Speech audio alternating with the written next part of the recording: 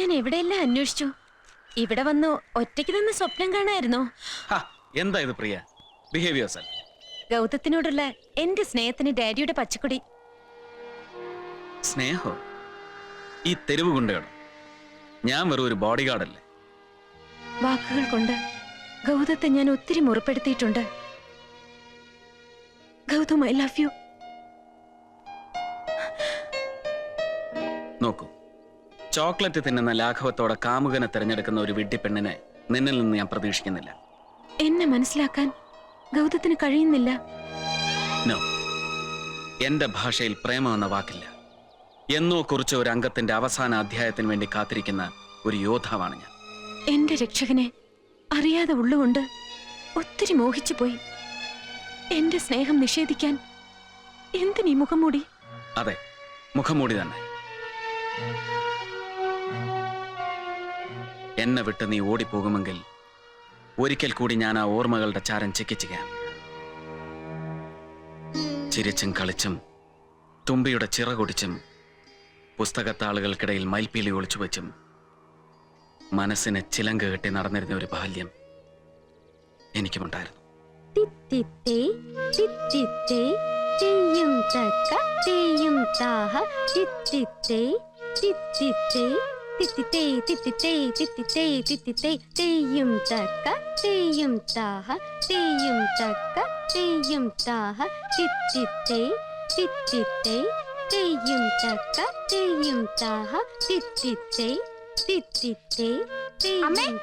ചേച്ചി സ്റ്റെപ്പ് തെറ്റിച്ചു.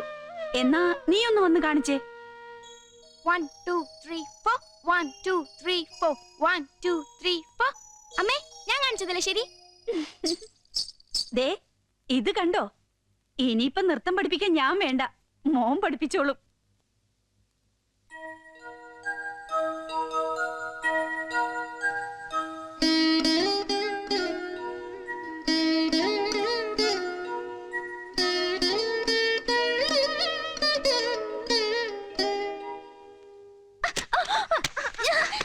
ചേച്ചി, എനിക്കത് താ. തരത്തില്ല. എത്ര നേരമായിട്ട് കയ്യിൽ വെച്ചോണ്ടിരിക്കാ? പോടാ. അമ്മേ, ഈ ചേച്ചിയോട് പറ എനിക്കിത് തരാൻ. അത് അവൻ അങ്ങോട്ട് കൊടുക്കുമോളെ. അങ്ങനെ ഇപ്പൊ കൊടുക്കുന്നില്ല. എടാ, ഇത്ര വലുതായിട്ടും അവനോട് വഴക്കിടാൻ നിനക്ക് നാണമില്ലേ? രണ്ടിനും കുറുമ്പിത്തിരി കൂടുന്നുണ്ട്. മോനെ, മോൻ അതങ്ങോട്ട് ചേച്ചിക്ക് കൊടുത്തേക്ക്. മോൻ ഇതിനേക്കാൾ നല്ല മ്യൂസിക് ബോക്സ് അച്ഛൻ വാങ്ങിത്തരാം. ഇത് കൊള്ളില്ല, കൊടുത്തേക്ക്. എപ്പോ വാങ്ങിത്തരും? അത് അടുത്ത ബർത്ത്ഡേക്ക് വാങ്ങിത്തരാം കേട്ടോ. എനിക്കെങ്ങും വേണ്ട ചേച്ചിയുടെ പാട്ട് വെട്ടി. Thank you. വളർന്ന പെണ്ണാണെന്ന് ഒരു വിചാരവും ഇല്ല. എത്ര വളർന്നാലും അവര് നമുക്കെന്നും കുട്ടികളല്ലേ. ആ, ഇത് നാളെ പത്രത്തിൽ വരേണ്ട മാറ്ററാ. ഞാനിത് കൊടുത്തിട്ട് വരാം. എന്താ മുന്നാ തിരക്കിട്ട്? റെയിൽപാളത്തിൽ വീണ്ടും ഒരു ശവശരീരം. ആരുടെ? ഇതും ഒരു പെൺകുട്ടിയുടെ. ഇതൊരു തുടക്കത പോലെ ആയല്ലോ. നോ, ഇനി ഇത് ആവർത്തിക്കാൻ നമ്മൾ അനുവദിച്ചൂടാ.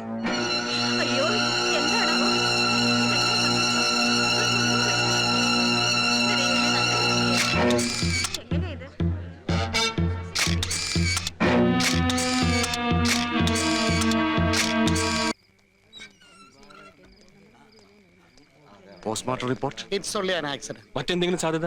നോക്കുമേ സർ, ഞാൻ ഡോക്ടറാണ്, ജോലിസനല്ല. എന്താ സ്കൂപ്പ് പോലും തുടങ്ങോ?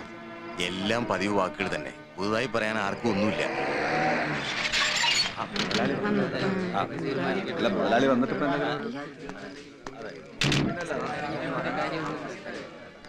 പോസ്റ്റ്മോർട്ടം കഴിഞ്ഞോ? കഴിഞ്ഞു. റിപ്പോർട്ട് കിട്ടിയില്ല. ആക്സിഡന്റ് ആണെന്ന് ഡോക്ടർ സൂചിപ്പിച്ചു. മുതലാളി, ഞങ്ങൾക്കുള്ള ഏക സ്വത്തായിരുന്നു അവൾ. അവളെ ആരോ ചതിച്ചതാണ്. എല്ലാം വിധിയെന്ന് കരുതി സമാധാനിക്കുക, അല്ലാതെ എന്ത് ചെയ്യാൻ? ആ കുട്ടി എന്റെ ഫാക്ടറിയിലെ ഏറ്റവും നല്ല തൊഴിലാളിയായിരുന്നു. തൽക്കാലം ഇത് വെച്ചോ, കാര്യങ്ങളൊക്കെ നടക്കട്ടെ. എന്റെ തൊഴിലാളിയുടെ കുടുംബം എന്റെ കുടുംബമാണ്. അവളെ ആരോ ചതിച്ചതാണ്. അവളെ ആരോ ചതിച്ചതാണ് മുതലാളി. സാർ, ഒന്ന് ചോദിച്ചോട്ടെ? ആരാ? മനസ്സിലായില്ല. ഞാനൊരു പത്രക്കാരനാണ്, വിശ്വനാഥൻ. ഓ, അത് താനാണോ? താനും ഒന്ന് രണ്ട് പ്രാവശ്യം എന്നെ ചൊറിഞ്ഞിട്ടുള്ളതാ. ഈ നാട്ടിൽ നടക്കുന്ന ആത്മഹത്യ, അപകട മരണവും കൊലപാതകമാക്കി മാറ്റിയത് സെൻസേഷൻ ഉണ്ടാക്കുന്നതാണല്ലോ തന്റെ വിനോദം. ഇയാള് പറയുന്ന പോലെ പത്രപ്രവർത്തനം വിനോദമൊന്നുമല്ല, ജനങ്ങൾക്ക് നേര് കാണിച്ചു കൊടുക്കാനുള്ള ആയുധമാണ്. ചെകുത്താൻ ഭേദബോധാൻ എന്ന് തുടങ്ങി. ഇവിടെ ചേരിയിലും ചെറ്റപ്പുറയിലും കിടക്കുന്ന പെർക്കികളെ സംഘടിപ്പിക്കാനും സംരക്ഷിക്കാനും നടക്കുന്ന 4 കാശിന്റെ ഗുണ്ട. അല്ലേ ഇവരെന്നെ കുറെ ഒലത്തും. ഓവാ അതെ, തനിക്ക് എന്താ അറിയേണ്ടത്? ആ പെൺകുട്ടി നിങ്ങളുടെ ഫാക്ടറിയിലെ തൊഴിലാളിയായിരുന്നല്ലോ. അതെ, അതുകൊണ്ട് ഇതൊരു അപകടമരണമാണെന്ന്. എന്താ അങ്ങനെ സംഭവിച്ചു കൂടാന്നുണ്ടോ?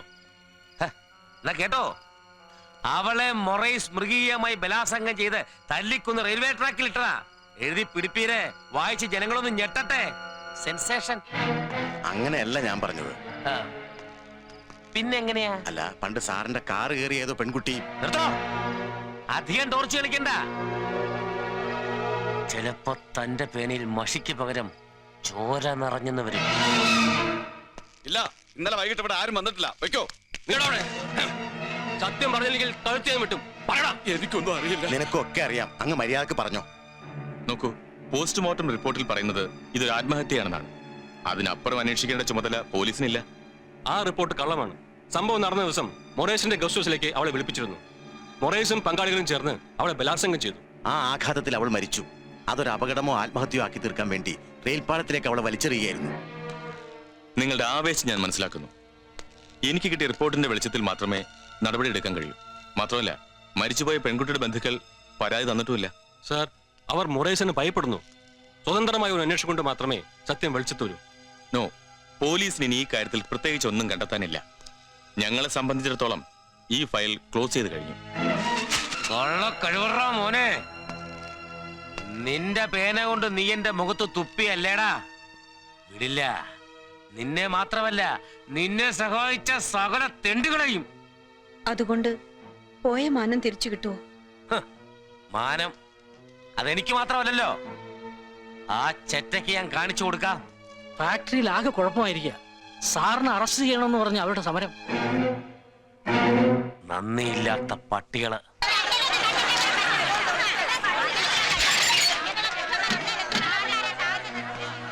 എന്താടാ എന്താടാ കിഴങ്ങ?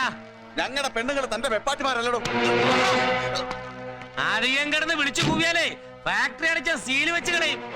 നീയൊക്കെ 3 നേരം വെട്ടി പിടിക്കുന്നതേ ഞാൻ എറിഞ്ഞിരുന്ന പിച്ചക്കാശ. അത് ഓർമ്മ വേണം. വല്ല വീര പത്രക്കാരൻ എഴുന്നള്ളിച്ച വിഡിത്തം കെട്ട് മൊറൈസിന്റെ മേത്തുകയറാൻ വന്നാണല്ലോ. ആണാണോ പെണ്ണാണോ ഞാൻ നോക്കത്തില്ല, ചവിട്ടിയ കീറിക്കളയും. അമ്മയും പെങ്ങളും ഇല്ലാത്ത നാറി തന്റെ പിച്ചക്കാശിന് തൂക്കി വിൽക്കാനുള്ളതല്ലേ ഞങ്ങളുടെ മാനം. തൊഴിലാളി പെണ്ണുങ്ങൾക്ക് തൊഴാൻ മാത്രമല്ല തന്റെ മുഖത്ത് കാർക്കിച്ച് തുപ്പാനും അറിയാം.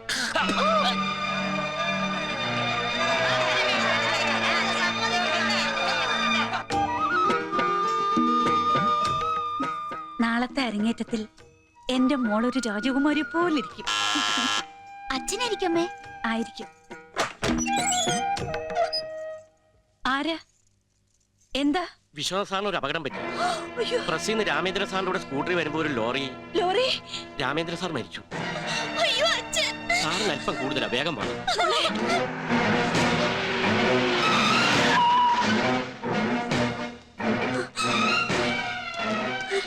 ദാ അവിടെ കിടത്തിയിരിക്കുക. മോള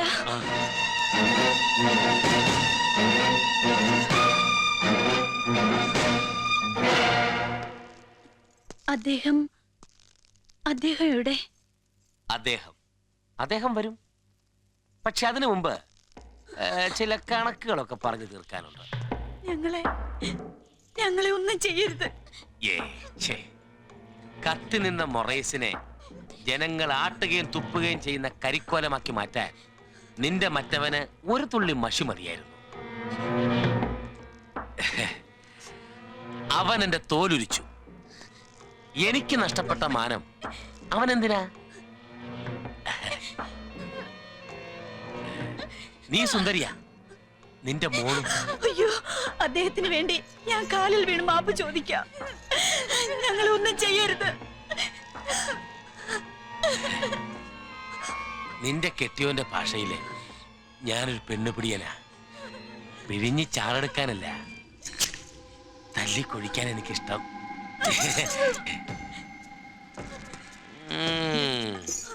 നാളത്തെ പത്രത്തില് ഞാനൊരു തലക്കെട്ട് കൊടുക്കും. ആദർശധീർണായ പത്രപ്രവർത്തകൻ വിശ്വനാഥന്റെ ഭാര്യയും മകളും അല്ല, ഞാൻ കൊടുത്തോളാം. കൊല്ലരുത്.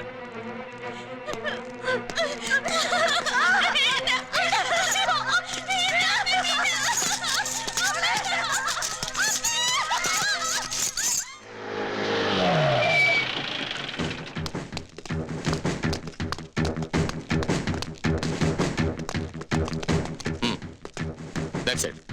വരൂ.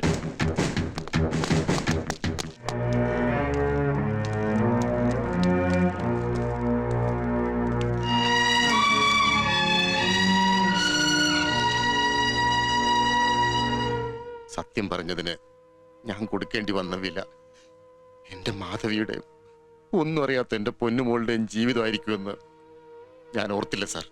സോറി മിസ്റ്റർ വിശ്വനാഥൻ, എനിക്ക് അവരെ അറസ്റ്റ് ചെയ്യാതിരിക്കാൻ കഴിഞ്ഞില്ല. ഞാൻ എന്റെ കടമ ചെയ്തു. എനിക്കതിൽ ദുഃഖമുണ്ട്.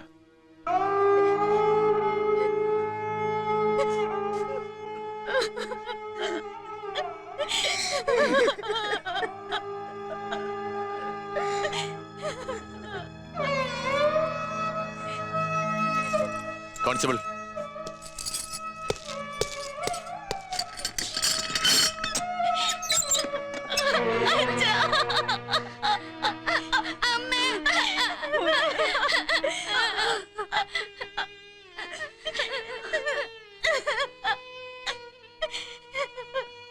നമുക്ക് വീട്ടിൽ പോവാ. എനിക്ക് പേടിയാവുന്നു. പോകാം മോളെ, പോകാം. ആരും വരാത്ത എങ്ങോട്ടെങ്കിലും പോകാം.